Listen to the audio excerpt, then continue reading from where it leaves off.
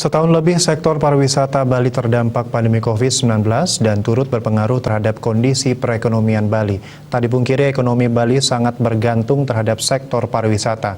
Dalam kondisi seperti itu, sektor perhatian mesti dibangkitkan.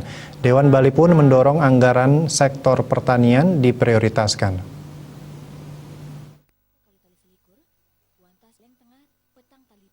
Upaya pemulihan sektor pariwisata tengah dilakukan pemerintah dengan menekan penyebaran COVID-19 melalui penerapan protokol kesehatan prokes dan program vaksinasi.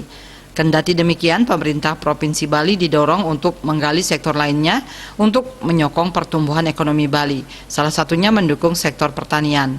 Ketua DPRD Bali Nyoman Adi Wiryatama menyarankan agar pemerintah Provinsi Bali saat ini fokus dan terukur dalam menangani pandemi COVID-19, sehingga antara dana yang dikeluarkan dengan hasil nyata di lapangan sesuai yang diharapkan.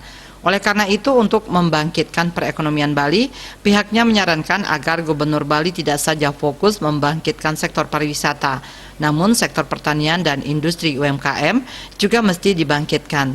Sehingga saat sektor pariwisata diguncang bencana alam maupun non-alam, perekonomian Bali tetap bisa tumbuh dengan baik. Kedepan pada 2022 ini agar anggaran sektor pertanian lebih diperhatikan lagi. Winata Bali Pos melaporkan.